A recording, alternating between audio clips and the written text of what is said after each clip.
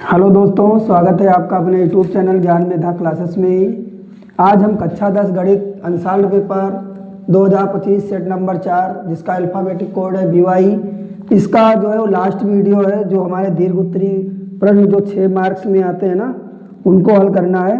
जो तीसरा सवाल है, यहाँ पे तीसरा सवाल है,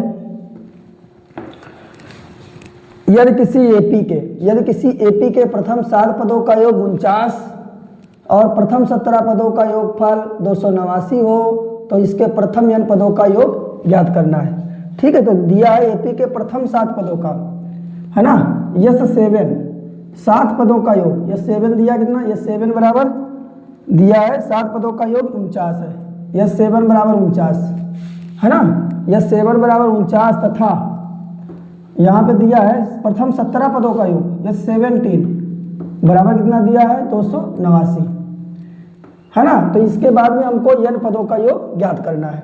तो यह 7 बराबर 49 से इक्वेशन बनाएंगे और ये 17 बराबर 289 है ना।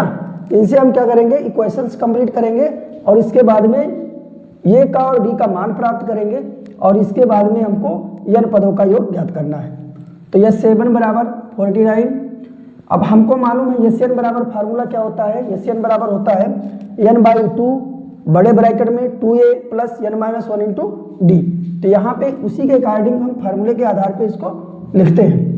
ठीक है, फार्मूला एक बार लिख लेते हैं। फार्मूला होता है एस एन बराबर होता है n/2 2a plus n-1 into D. इस फार्मूले का प्रयोग करेंगे।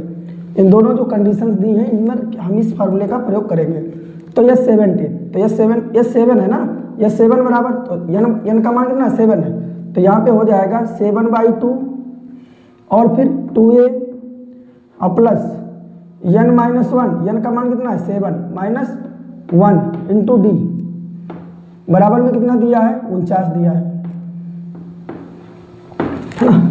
तो यस 7/2 2a प्लस 7 में 7 जाए ना तो 6 बचेगा प्लस का 6d बराबर 49, है ना। यहाँ पे क्या करते हैं, 2 कॉमन ले लेते हैं तो यहाँ पे बचेगा a प्लस 3d बराबर 49।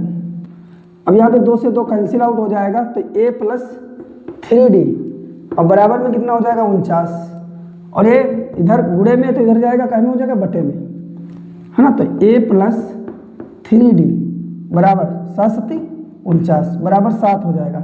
यही क्वेश्चन फर्स्ट हो जाएगी। इसके बाद में जो हमारा ये 17 था तो इसके आधार पे इस फार्मूले का प्रयोग करेंगे और इक्वेशन कंप्लीट करेंगे। तो यह 17, तो 17/2 बड़ा ब्रैकेट 2a प्लस n-1, है ना, 17-1 इंटू डी और बराबर में कितना है 289। अब यहाँ पे 17/2 2a प्लस 17 में से 1 जाए ना तो 16 हो जाए और d, है ना, बराबर 289। अब 17/2 यहाँ पे 2 क्या करते हैं हम कॉमन ले लेते हैं तो a प्लस 8d बचेगा बराबर 289। अब यहाँ पे देखते हैं 2 से 2 कैंसिल आउट हो जाएगा तो a प्लस 8d बराबर 289 और बाई कितना 17, है ना, 17 और इंटू 17 कितना होगा 289 होता है। तो a प्लस 8d बराबर कितना आ जाएगा 17 आ जाएगा, a प्लस 8d बराबर कितना आ जाएगा 17 आ जाएगा। एक क्वेश्चन कौन सी हो गई, सेकंड हो गई। अब समीकरण फर्स्ट व सेकंड से, समीकरण फर्स्ट व सेकंड से। अब यहाँ पे देखो, यहाँ पे प्लस का एक है और यहाँ पे प्लस का ये है और यहाँ पे प्लस का ये, समान चिन्ह है तो क्या करेंगे घटाएंगे। तो यहाँ पे क्या करेंगे, समीकरण सेकंड में से फर्स्ट को घटाने पर यहाँ पे घटाते हैं इसको। तो यहाँ पे a प्लस 8d और बराबर 17 और यहाँ पे क्या हो जाएगा, यहाँ पे a प्लस 3d बराबर 7, है ना, घटाएंगे माइनस माइनस माइनस, ऐसे कैंसिल आउट हो जाएगा 8d से 3d जाएगा तो 5d बचेगा और बराबर 10, तो d बराबर 10/5, तो कितना हो जाएगा 2 हो जाएगा। d बराबर कितना आएगा 2 आएगा। अब d का मान कहाँ पे रखते हैं, d का मान समीकरण फर्स्ट में रखने पर, d का मान समीकरण फर्स्ट में रखने पर, d का मान समीकरण फर्स्ट में रखने पर, समीकरण फर्स्ट में रखते हैं तो यहाँ पे देखिए a प्लस 3 गुणे d का मान 2 है और बराबर 7, तो a बराबर कितना हो जाएगा, 3 दूनी 6 होगा, 7 माइनस 6, तो a बराबर कितना आ जाएगा, a बराबर 1 आ जाएगा, a बराबर 1। अब अतः इसके बाद में क्या लिखेंगे, n पदों का योग, इसलिए श्रेणी के n पदों का योग, n पदों का योग बराबर, तो n पदों का योग बराबर Sn बराबर क्या हो जाएगा, Sn बराबर n/2, अब ब्रैकेट में 2a, a का मान कितना है 1 है, प्लस n-1 और इंटू d का मान कितना है, d का मान कितना हमने निकाला 2 है ना, बराबर में कितना आ जाएगा n/2, 2 1 कम है 2 है ना, प्लस 2 इंटू n 2n और -2 है ना, माइनस का 2 प्लस का 2 कैंसिल आउट हो जाएगा, बराबर में आ जाएगा। अब यहाँ पे देखो n/2 और ये गुणे कितना 2n है ना, 2 से 2 कैंसिल आउट हो जाएगा, अब बराबर में कितना आ जाएगा, बराबर में आ जाएगा n इंटू n, तो n स्क्वायर। अतः श्रेणी के n पदों का योग कितना होगा, n स्क्वायर होगा, श्रेणी के n पदों का योग कितना होगा, n स्क्वायर होगा। तीसरे का हाँ n स्क्वायर, ठीक है। इस प्रकार ये क्वेश्चन सरल हो चुका है, ठीक है। अगले क्वेश्चन को ध्यान देते हैं, बोर्ड को सॉल्व करते हैं।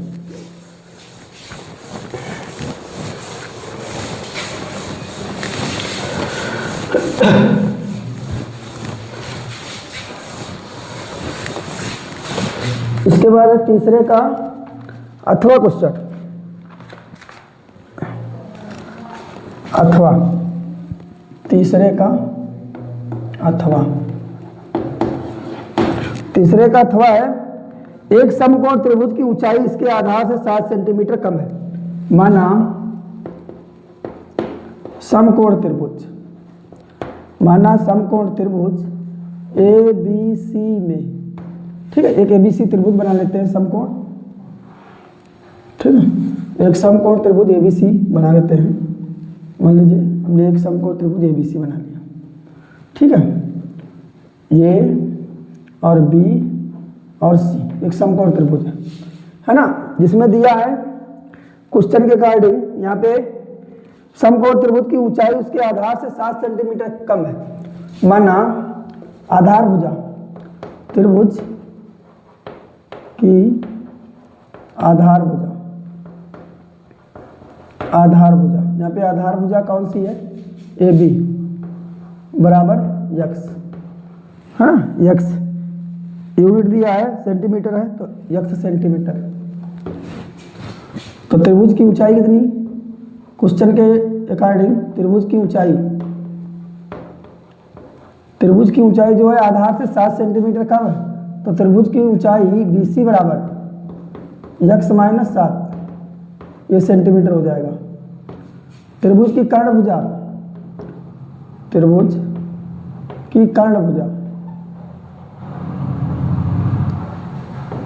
जो कर्ण भुजा हमारी AC है, कर्ण भुजा AC बराबर 13 सेंटीमीटर दिया है, AC बराबर 13 सेंटीमीटर। तो अन्य दो भुजाएं ज्ञात करना है, तो यहाँ पे समकोण त्रिभुज ABC में पाइथागोरस प्रमेय का प्रयोग करेंगे। समकोण त्रिभुज ABC में, ठीक है, पाइथागोरस प्रमेय से इसका प्रयोग करेंगे, तो यहाँ पे हो जाएगा AC का स्क्वायर बराबर AB square plus BC square. AC कितना है 13 है, तो 13 का स्क्वायर बराबर AB का मान x है, x का स्क्वायर प्लस BC का मान कितना है x - 7 का स्क्वायर, 13 13 169 बराबर X square A minus B का whole of square A square plus B square 7 7 49 minus 2 A B तो 7 दूनी 14 एक्स है ना। तो 169 बराबर एक्स स्क्वायर 2 एक्स स्क्वायर और प्लस 49 माइनस 14 एक्स। ठीक है, अब इसके बाद में देखते हैं 2 एक्स स्क्वायर और माइनस का 14 एक्स और ये प्लस का 49 उधर जाएगा तो कहेगा हो जाएगा 169 और माइनस 49 तो ये 2 एक्स स्क्वायर माइनस 14 एक्स और बराबर कितना हो जाएगा 120 हो जाएगा। 2 से भाग कर देंगे पूरी इक्वेशंस को तो एक्स स्क्वायर माइनस 7 एक्स और बराबर 60 है ना। X square minus 7 x minus 60 बराबर 0। अब 60 के हमको ऐसे फैक्टर करना कि जोड़ने घटाने पर 7 आना चाहिए। तो यहाँ पे 15 चक्कू 60 होता है, 12 पंचे 60 होता है, 12 से 5 जाएगा 7 बच जाएगा। तो x square minus 12 x plus का 5 एक्स और माइनस का 60 बराबर 0। एक्स कामन है 5 कामन है, एक्स कामन लेंगे तो एक्स माइनस 12 बचेगा, इसमें प्लस का 5 कामन लेंगे तो एक्स माइनस 12 पंचे 60 बराबर 0। एक ब्रैकेट में क्या हो जाएगा एक्स प्लस 5 होगा और एक में क्या होगा एक्स माइनस 12 रहेगा बराबर में 0। ठीक है, यदि x प्लस 5 बराबर 0 रहेगा तो x बराबर क्या आएगा माइनस का 5, x बराबर माइनस 5। अब किसी त्रिभुज हो या किसी भी आकृति की बात हो वहाँ पे कोई भी भुजा किसी की माप क्या ऋणात्मक नहीं हो सकती है तो ये हमारा अमान्य मान होगा, अमान्य मान। ठीक है, अमान्य मान होगा। अब इसके बाद में यदि x माइनस 12 बराबर 0 हो तो x बराबर कितना आएगा 12 आएगा, x बराबर 12। अब x बराबर 12 इसलिए त्रिभुज की आधार भुजा x थी तो x बराबर कितना आ जाएगा 12 सेंटीमीटर। ठीक है, x बराबर 12 सेंटीमीटर तथा त्रिभुज की ऊंचाई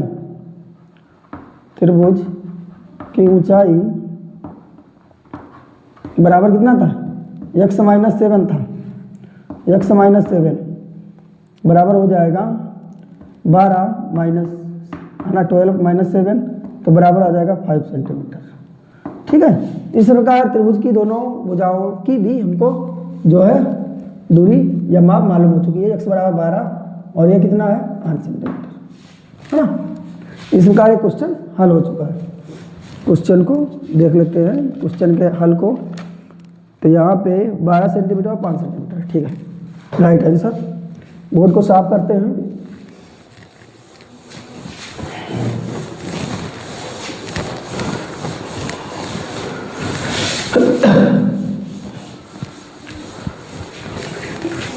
अगला क्वेश्चन जो 4 नंबर का है, एक समतल भूमि पर 4 नंबर सवाल, एक समतल भूमि पर खड़ी मीनार की छाया की लंबाई जब सूर्य का उन्नयन कोण 30 है उस समय की लंबाई 50 मीटर अधिक हो जाती है जब सूर्य का उन्नयन कोण 60 था।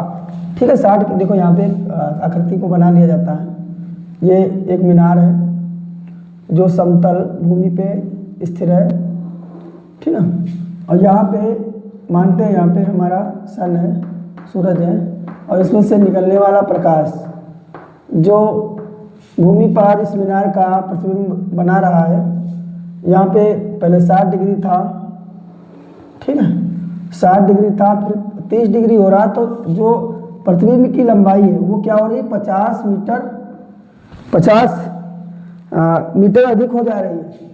तो यहाँ पे जब इसका एंगल चेंज हो रहा है ना, एंगल चेंज क्यों हो रहा है क्योंकि पृथ्वी क्या करती है, पृथ्वी अपनी घूर्णन के कारण क्या हो रहा है वो अपना एंगल चेंज कर रही है और सूर्य अपनी जगह पे स्थिर है। इस प्रकार से क्या होती है, इस प्रकार से छाया में परिवर्तन होता रहता है। तो यहाँ पे 60 डिग्री है और यहाँ पे 30 डिग्री है ना। हमने मान लिया ये हमारी ये भी एक मीनार है। ठीक है, जिसकी ऊंचाई हमने मान ली कि h ऊंचाई है, इस मीनार की ऊंचाई h मीटर है, h मीटर ऊंचाई है, और यहाँ पे ये मान लीजिएगा C बिंदु है और ये D बिंदु है।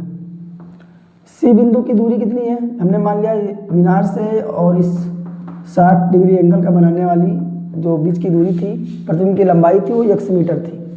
और फिर क्या हो रही है, 50 मीटर बढ़ जा रही है, और यहाँ से मतलब 50 मीटर की ये दूरी बढ़ गई, 50 मीटर की दूरी बढ़ गई एंगल चेंज होने के पश्चात। तो यहाँ पे इस आकृति के अनुसार हमको इस मीनार की ऊंचाई को ज्ञात करना है। तो यहाँ पे जो दिया है हम उसको लिख लेते हैं, जो भी डिटेल है। माना मीनार की ऊंचाई, माना मीनार की ऊंचाई h बराबर, माना मीनार की ऊंचाई ये भी है ना, ए बी बराबर h मीटर, ये हमने मान लिया h मीटर है। अब इसके बाद में यहाँ पे उन्नयन कोण हमने शो कर दिया है, तो लिखने की ज़रूरत नहीं है, ठीक है। यहाँ पे अलग अलग पॉइंट पे, अलग अलग बिंदु पे जो उन्नयन कोण है, चित्रानुसार हम यहाँ पे एंगल को लेते हैं और इस मीनार की ऊंचाई को ज्ञात करते हैं। तो समकोण त्रिभुज, समकोण त्रिभुज BAC में है ना, तो AB बटा लंब बटे AC है ना, लंब बटे आधार बराबर में क्या है, tan थीटा, तो tan 60 डिग्री। तो AB कितना h है, AC कितना x है, tan 60 का मान √3 होता है, तो h बराबर कितना आ जाएगा, x √3 आ जाएगा, h बराबर कितना आ गया, x √3। अब इसके बाद में समकोण त्रिभुज, दूसरा हम त्रिभुज समकोण त्रिभुज पूरा BAD में, तो इसमें क्या हो जाएगा, AB और बटा में पूरा AD बराबर tan 30 डिग्री। AB का मान h है, AD का मान कितना है, DC प्लस AC, तो 50 प्लस x और बराबर में tan 30 का मान 1/√3 होता है। तो यहाँ पे h√3 बराबर हो जाएगा 50 प्लस x। अब यहाँ पे h√3, अब h का मान हम यहाँ पे रख लेते हैं, तो h का मान कितना है, x √3 और गुणे √3 बराबर में 50 प्लस x, √3 3 हो जाएगा, 3x, ये प्लस का x इधर आएगा, माइनस का x बराबर 50 है ना, 3x से 2x 1x जाएगा ना, तो 2x बचेगा बराबर 50, तो x बराबर 50/2 मतलब 25, x बराबर 25 मीटर है ना, ये हमारी लेंथ, ये लंबाई आ चुकी है। अब इसके बाद में x का मान हम यहाँ पे रखते हैं, तो h का मान आ जाएगा, इसलिए h बराबर कितना, x √3, तो x का मान कितना है, 25 है ना, और √3 है ना, 25√3 मीटर, इतना लिख सकते हैं। अगर हमारा मान दशमलव में आ रहा है, तो √3 का मान 1.732 रख लेते हैं, ठीक है, और एक साइड में गुणा कर लेते हैं, 1.732, 25 से गुणा करना है, 25 दूना 5 से कर लो, 5 10 का 0, 5 दिया 15 1 16, 5 7 35 1 36, और 5 1 5 और 3 8, 2 दूनी 4, 2 3 6, 2 7 14 के 4, और 2 1 2 1 3, 0 6 4 10 का 0, 6 6 12 और 1 13, और 8 4 12, 1 13 और 3 1 4, कितने संख्या के बाद 0.3, तो यहाँ पे 43 दशमलव, h बराबर 43.30 मीटर है ना, 43 आंसर को देख लेते हैं, 43 यहाँ पे 25 देखो, यहाँ पे देख लेते हैं, 5 दूनी 10, 5 दिया 15, 1 16, 5 7 35, 36, और 5 1 5 3 8, 2 दूनी 4, 2 3 6, 2 7 14, 2 1 2 1 3, 0 6 4 10, 6 6 12 13, 43.3 आ रहा है इसमें, और 2x बराबर 25 है ना, 50 है, 3x से -x जाएगा, 2x बचेगा और 2x बराबर 43.25 है ना। थोड़ा यहाँ पे अंतर है, देख लेते हैं थोड़ा।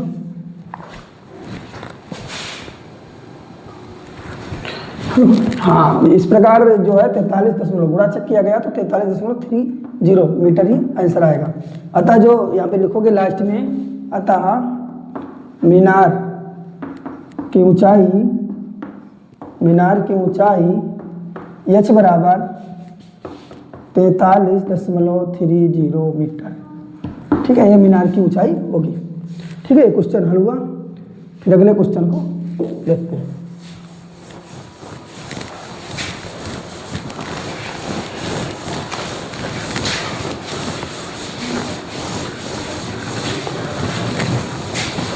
अगला है चौथे का अथवा क्वेश्चन। चौथे का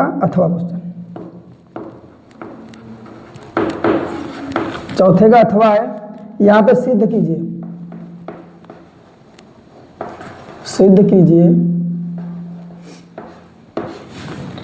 साइन ए माइनस cos ए +1 बटे में साइन ए प्लस cos ए -1 बराबर में 1/sec a minus tan a, sec a minus tan a। ये हमको क्या करना है, लेफ्ट को राइट के इक्वल करना है। तो यहाँ पे LHS लेते हैं, LHS sine A minus cos a और +1 बटे में sine A plus cos a और -1। ठीक है, यहाँ पे देखते हैं हमको इसको tan के रूप में चेंज करके लाना है। तो अंश व हर में cos a से भाग करने पर, अंश व हर में cos a से भाग करने पर, तो यहाँ पे sine A by cos a minus cos a बटे cos a और प्लस 1/cos a बटे sine A by cos a minus, यहाँ पे प्लस है, प्लस cos a और by cos a -1/cos a। अब यहाँ पे देखो sine A by cos a बराबर होता है tan a और minus cos a cancel out हो जाएगा, 1 हो जाएगा, plus 1/cos a sec a हो जाएगा बटे में यहाँ पे sine A by cos a tan a और +1 और minus 1/cos a sec a, है ना। अब इसके बाद देखते हैं tan a plus sec a और -1, है ना। अब देखो हमको ध्यान देना है, राइट हैंड साइड में हमको sec a minus tan a लाना है। तो जो भी प्रक्रिया करेंगे वो उसके हर में ही करेंगे। तो tan a और माइनस sec a एक जगह करते हैं और +1, तो +1 की जगह पे हम सर्वसंख्या का प्रयोग करते हैं, sec स्क्वायर a और माइनस tan स्क्वायर a, इसका प्रयोग करते हैं। तो यहाँ पे tan a और प्लस sec a -1 बटे में यहाँ पे tan a minus sec a और यहाँ पे प्लस, यहाँ पे a square minus b square, तो एक ब्रैकेट में sec a plus tan a, है ना, और एक ब्रैकेट में क्या होगा sec a minus tan a, sec a minus tan a। ठीक है, अब इसके बाद देखते हैं tan a और प्लस sec a -1 बटे में यहाँ पे tan a minus sec a, है ना, tan a minus sec a और tan a minus sec a है यहाँ पे, और sec a minus tan a, तो यहाँ पे थोड़ा बदलाव है sec a और tan a minus sec a, और यहाँ पे tan sec a minus tan a। ठीक है, तो थोड़ा क्या करते हैं यहाँ पे माइनस कॉमन ले सकते हैं। ठीक है, माइनस का कॉमन लेंगे, देखो थोड़ा निशान tan a minus sec a, इसको बदलना होगा तो यहाँ पे बदल सकते हैं, माइनस कॉमन लेंगे तो ये हमारा बदल जाएगा, माइनस कॉमन ले लेंगे। माइनस का हम क्या कॉमन लेंगे, देखो यहाँ पे माइनस पहले से कॉमन ले लें तो इसको बदल सकते हैं, माइनस कॉमन ले सकते हैं, तो यहाँ पे माइनस कॉमन ले लें क्योंकि हमको यहाँ पे tan a और माइनस sec a और यहाँ पे sec a minus tan a, तो ये हमारा काहे का हो जाएगा, अगर हम ये माइनस का लेंगे तो ये हमारा प्लस का हो जाएगा sec a, है ना, और ये हमारा काहे का हो जाएगा, माइनस का हो जाएगा। ठीक है, थोड़ा गौर करते हैं, तो यहाँ पे हम कॉमन लेंगे जब माइनस का, तो माइनस का कॉमन नहीं, कॉमन यहाँ पे लेंगे ना, और यहाँ पे हो जाएगा, थोड़ा हम सुधार ही लेते हैं थोड़ा इसको। ठीक है, इसको हम लिख देते हैं sec a, और यहाँ पे ये माइनस tan a, है ना, sec a minus tan a plus में, और यहाँ पे क्या रहेगा, माइनस का रहेगा कॉमन, तब ऐसे, है ना, ऐसे minus.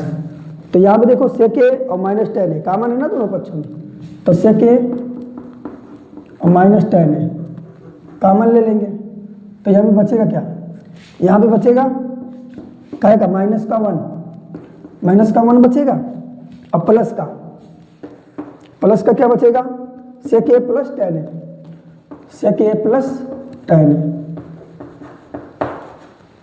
sec a plus tan a। अब यहाँ पे देखते हैं ये माइनस का 1 है, ये माइनस का 1, और ये पूरा टर्म, ये पूरा पद कैंसिल आउट हो जाएगा इस वाले पद से, तो बचेगा हमारा 1 sec a minus tan a, 1 sec a और minus tan a, 1 sec a minus tan a। तो यहाँ पे देखते हैं ना, जो हमारा लेफ्ट हैंड साइड था वो राइट हैंड साइड के इक्वल हो चुका, तो LHS इक्वल हो जाएगा RHS के, है ना, left hand side equal to right hand side. ठीक है, यहाँ पे देखो कैसे हमने यहाँ पे थोड़ा समझने का प्रयास करते हैं। देखो यहाँ पे हमारा जो कॉमन है sec a minus tan a, तो sec a minus tan a, तो इसको माइनस tan a को क्या किया गया, माइनस बनाया गया, और tan a का आएगा था प्लस का, और ये sec a था, तो हमने यहाँ पे माइनस कॉमन लिया और ये अंदर के निशान चेंज हो गए। बाद में जब हम इसको कॉमन लिया तो यहाँ पे माइनस का 1 बचा, माइनस का 1 बचा, और plus sec a plus tan a। अब यहाँ पे माइनस का 1 है, माइनस का 1 है, sec a प्लस का है, sec a प्लस का है, tan a प्लस का है, tan a प्लस का, तो ये पूरा पद इस पूरे पद से क्या होता है, कैंसिल आउट हो रहा है, और बचेगा 1 sec a minus tan a। इस प्रकार जो है हमारा ये सवाल हल हो चुका है।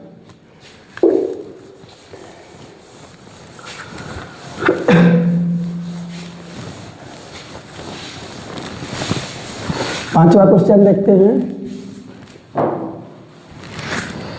एक खिलौना शंकु के ऊपर अर्धगोले के रूप में है, एक खिलौना है शंकु के ऊपर अर्धगोले के रूप में, एक खिलौना है शंकु के ऊपर अर्धगोले के रूप में, जिसकी त्रिज्या 3.5 सेंटीमीटर है। ठीक है, अब ऊपर से देखिएगा, चाहे ऐसे देखिएगा, यहाँ पे एक अर्धगोला है, और इस अर्धगोले के ऊपर एक शंकु है। ठीक है,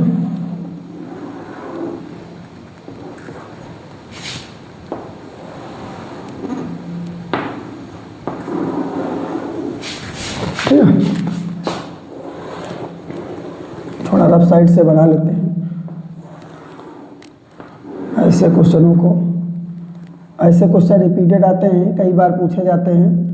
ठीक है, तो यहाँ पे अर्धगोला और उसके ऊपर एक शंकु अध्यारोपित है। ठीक है, ऐसे है, तो यहाँ पे जो भी दिया है डिटेल वो लिखते हैं, जिसकी त्रिज्या 3.5 सेंटीमीटर है। तो यहाँ पे पांचवा क्वेश्चन है, अर्धगोले और शंकु की त्रिज्या R बराबर दिया है हमारा 3.5 सेंटीमीटर। 3.5 सेंटीमीटर। यदि खिलौने की कुल ऊंचाई, खिलौने की कुल ऊंचाई, खिलौने के कुल ऊंचाई बराबर कितनी है? खिलौने की कुल ऊंचाई 15.5 सेंटीमीटर है, 15.5 सेंटीमीटर है। तो इसका संपूर्ण पृष्ठीय क्षेत्रफल और आयतन ज्ञात करना है ना। अब यहाँ पे खिलौने की हमको ऊंचाई मालूम है। अब इसके लिए हमको क्या करना होगा? हमको इस शंख की ऊंचाई को ज्ञात करना होगा। तो शंख की ऊंचाई, शंख की ऊंचाई, शंख की ऊंचाई क्या हो जाएगी? पूरी खिलौने की ऊंचाई 15.5 सेंटीमीटर माइनस अर्धगोले की ऊंचाई, अर्धगोले की ऊंचाई उसकी त्रिज्या के बराबर होती है। ठीक है, तो ये त्रिज्या 3.5 सेंटीमीटर है। तो यहाँ पे आ जाएगी इसकी ऊंचाई एस जो आएगी वो कितना होगा? 12 3 15 होता है, तो यहाँ पे 12.5 नहीं, 12 3 15, तो 12.5 से 5 जाएगा 0, 5 से 3 जाएगा 2, तो 12 सेंटीमीटर आ जाएगा, है ना। जो इस शंक्वाकार, इस शंख की जो ऊंचाई होगी वो कितनी आ जाएगी? 12 सेंटीमीटर, है ना। अब देखो हमको पृष्ठीय क्षेत्रफल निकालना, खिलौने का पृष्ठीय क्षेत्रफल, खिलौने का पृष्ठीय क्षेत्रफल। तो खिलौने का पृष्ठीय क्षेत्रफल बराबर हो जाएगा अर्धगोले का पृष्ठीय क्षेत्रफल, अर्धगोले का पृष्ठीय क्षेत्रफल, क्षेत्रफल प्लस शंख का पृष्ठीय क्षेत्रफल, शंख का पृष्ठीय क्षेत्रफल। तो यहाँ पे अर्धगोले का पृष्ठीय क्षेत्रफल क्या होता है? गोले का पृष्ठीय क्षेत्रफल 4πr² होता है, तो अर्ध का 2πr², और प्लस शंख का पृष्ठीय क्षेत्रफल πrl होता है ना। देखो यहाँ पे यल नहीं गया था, तो तिर्यक ऊंचाई यल निकाल लेते हैं। तिर्यक ऊंचाई, है ना, यल बराबर, तिर्यक ऊंचाई यल बराबर क्या? √h² और प्लस r²। एच कितना है? हाइट हमारी कितनी है? 12 है, 12 का स्क्वायर और प्लस 3.5 का स्क्वायर, है ना। देखो 12 का स्क्वायर बराबर ही कितना हो जाएगा? 144 हो जाएगा, और प्लस 3.5 का स्क्वायर, या तो 3.5 का स्क्वायर कर लेते हैं। ठीक है, 50 25, 5 15 2 17, 3 5 15 और 3 3 9 1 10, 5 7 5 12 के 2 और 1 1 2 और 1, है ना, 12.25। तो यहाँ पे हो जाएगा 12.25। ऐड कर लेंगे तो यहाँ पे हो जाएगा 0.25, 4 2 6 और 4 1 5, है ना, 156.25। 15,625 किसका होता है? 125 का।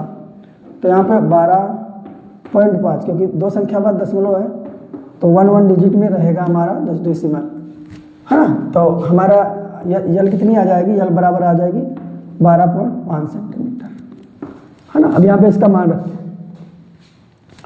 तो यहाँ पे कॉमन है पाई, है ना, पाई कॉमन है, और आर भी तो कॉमन है, पाई आर कॉमन है ना। तो यहाँ बचेगा 2r और प्लस यल। पाई का मान 22/7, आर का मान 3.5 है, और 2 गुणे 3.5 और प्लस यल 12.5। तो यहाँ पे हो जाएगा 7 5 35, है ना। 22 गुणे 0.5, तो 22 और 0.5 का गुणा होगा तो 11 हो जाएगा, और गुणे में 35, 7 5 35 दूना 70, 7 और 12 7 कितना हो जाएगा? 12 और 7 19 हो जाएगा ना। देखो 3.5 गुणे 2 करेंगे 7 हो जाएगा, और 12 और 7 19, 19.5, है ना। ये इतना जो एरिया आएगा वो सेंटीमीटर स्क्वायर, ये पृष्ठीय क्षेत्रफल हो जाएगा। ठीक है, गुणा कर लेते हैं 19.5 और गुणे 11, 11 से ऐसे कर दिया, 11 5 55 का 5 और 11 9 99 और 5 कितना हो जाएगा?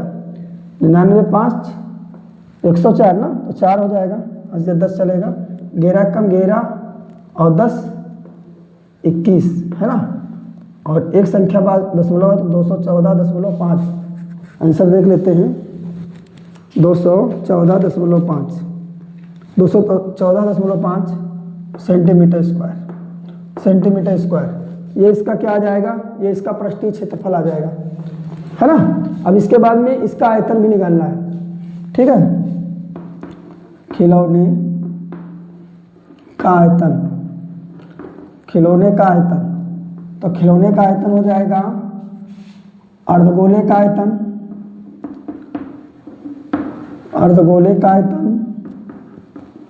और प्लस शंकु का आयतन।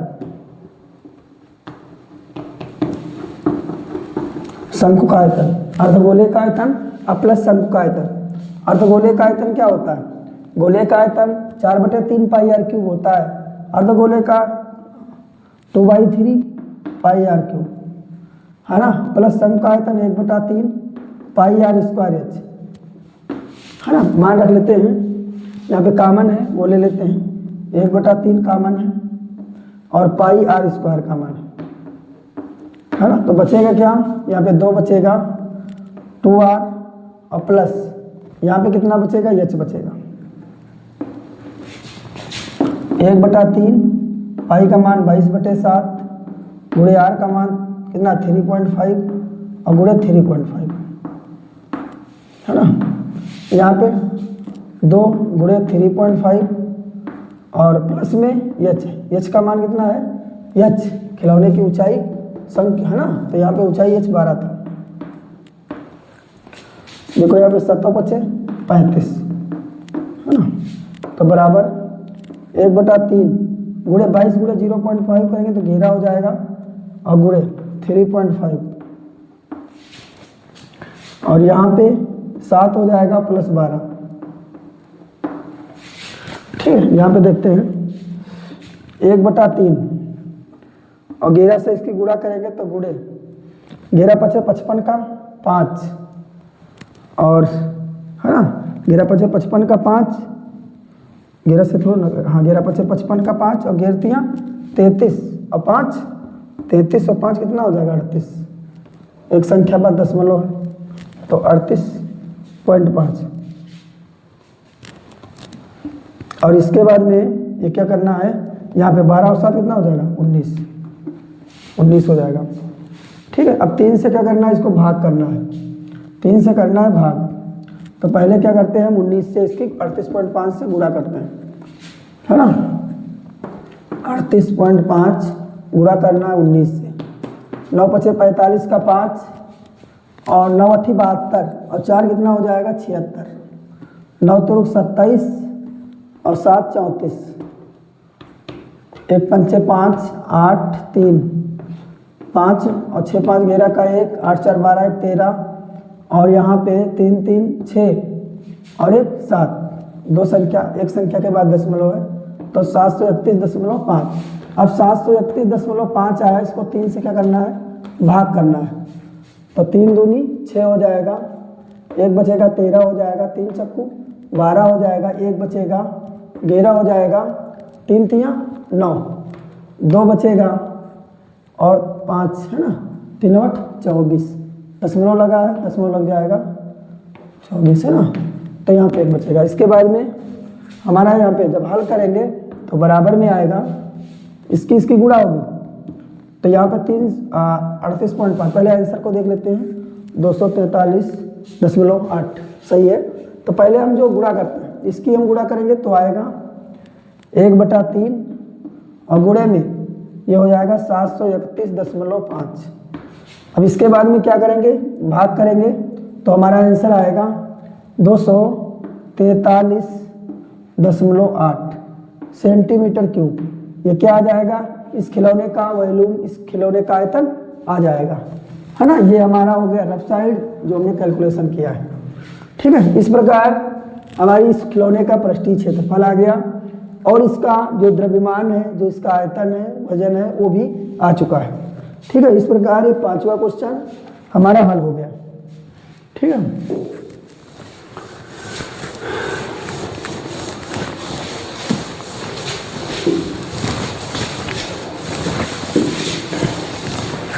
इसके बाद हम देखते हैं 5 क्वेश्चन का एक अथवा क्वेश्चन है, वो लास्ट क्वेश्चन है हमारा, ठीक है।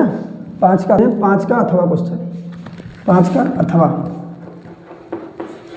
यहाँ पे जो दिया हुआ है, एक गोलाकार कांच के बर्तन की एक बेलन के आकार की गर्दन है, एक बेलन के आकार की गर्दन है, ठीक है। ये हो गई गर्दन, और ये इस कैसे गोलाकार कांच है।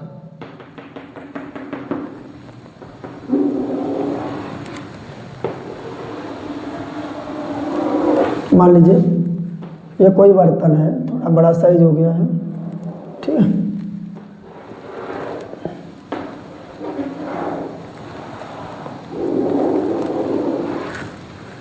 ठीक है, और इसमें क्या है, अब क्वेश्चन को लिखते हैं जो भी दिया है। एक गोलाकार कांच के बर्तन की एक बेलन के आकार की गर्दन है जिसकी लंबाई 8 सेंटीमीटर। बेलनाकार गर्दन की लंबाई बराबर है 8 सेंटीमीटर और व्यास दिया है 2 सेंटीमीटर। व्यास बराबर है 2 सेंटीमीटर, ठीक है। तो त्रिज्या कितनी हो जाएगी, बेलनाकार भाग की त्रिज्या, ठीक है, त्रिज्या बराबर हो जाएगी व्यास बटे 2, 2/2 बराबर कितना आ जाएगा 1 सेंटीमीटर। ये क्या हो जाएगी, त्रिज्या हो जाएगी किस, बेलनाकार भाग की त्रिज्या R1, ठीक है। इसके बाद में ये गोलाकार भाग है, तो गोलाकार भाग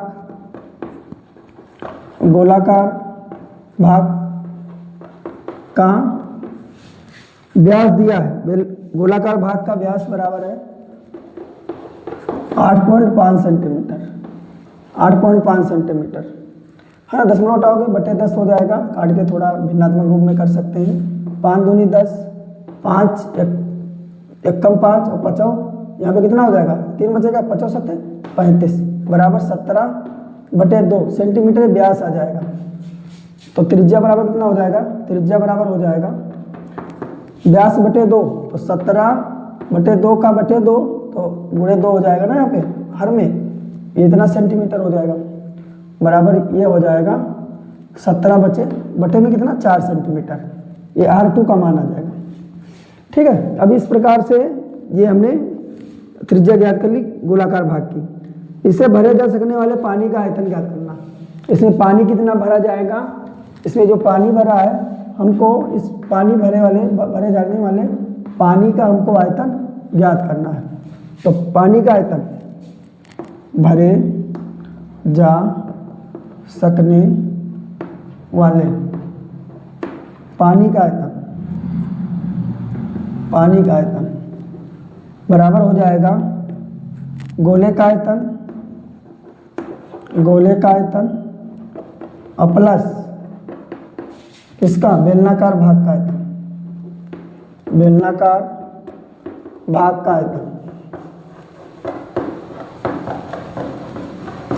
गोले का आयतन होता है 4/3 पाई r³ प्लस बेलन का आयतन होता है पाई r²h, ठीक है। 4/3 और पाई, इसमें कॉमन ले लेते हैं, पाई कॉमन मिलेगा, है ना, केवल पाई ही कॉमन मिलेगा।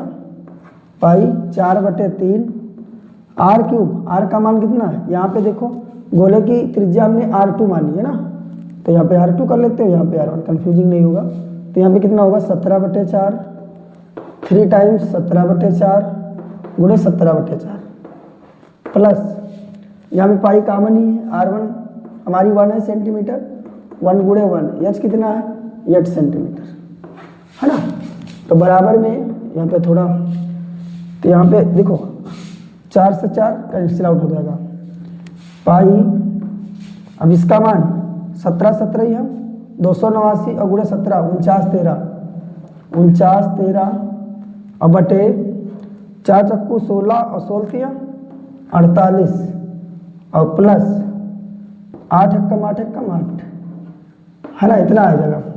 अब इसके बाद क्या करते हैं, भाग कर लेते हैं, 49 13 को 48 से भाग दे देते हैं, 49 13 है, इसको 48 से भाग कर लेते हैं, 48 एकम 48, एक बचेगा, है ना। अब इसके बाद एक ये, है ना, इसके बाद दूसरा उतारना है तो हम जीरो बढ़ाएंगे, दूसरा भी उतार लेंगे। कितनी बार लगेगा? 2 बार लगेगा। 2 अठी 16 के 6 और 2 चक्कू 8 और 1 9, है ना। 13 से 6 जाएगा, 7 बचेगा और यहाँ पे 10, 10 से 9 जाएगा 1, है ना। अब इसके बाद में दशमलव लगाते हैं, एक जीरो बढ़ा लेते हैं।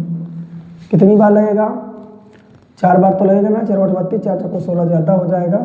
3 बार लगेगा, 3 8 24 के 4 और 3 चक्कू 12 2 14, 10 से 4 जाएगा 6, 6 से 4 जाएगा 2, है ना। 102.3, है ना। आगे और भी आएगा। तो पाई का मान हम रख लेते हैं 3.14 और गुणे में, अब यहाँ पे 49, 13/48 कितना हो रहा है? 102.3 और प्लस 8, है ना। तो बराबर में 3.14 और गुणा करना है, इसमें जोड़ लेंगे तो 8 तो 10 हो जाएगा ना, तो गुणे हो जाएगा 110.3, है ना। 1-2 अंक और मतलब बढ़ के आ सकता है अगर संख्या को आगे लगाते रहेंगे, ठीक है, लेकिन बहुत ज़्यादा डीप में नहीं जाएंगे। इसको गुणा करते हैं 110.3 को गुणा करते हैं 3.14 से, 4 दिया 12 के 2, 12 12 रहेगा, 4 एकम 4 और 4 एकम 4। इसके बाद में 1 तिया 3, 1 0 0, 1 ही 1, है ना, 1 1, 3 तिया 9 0 और यहाँ पे 3 एकम 3 और 3 एकम 3, 2 3 1 4 और 9 4 13 के 3 और 4 1 5 और 1 6 और 3 1 4 और 3, है ना। और यहाँ पे दशमलव कितनी संख्या बाद? 2 और 1 3 संख्या बाद दशमलव, तो 346.34, है ना। इसके बाद में आएगा 346.34, है ना, सेंटीमीटर क्यूब। ये क्या हो जाएगा? इस पानी का आयतन आ जाएगा, जिसमें पानी भरा जाएगा उसका वॉल्यूम, उसका आयतन आ जाएगा, ठीक है। और ये लास्ट क्वेश्चन हमारा था इस सेट का जो हल हो चुका है, 346.34 सेंटीमीटर क्यूब, ठीक है।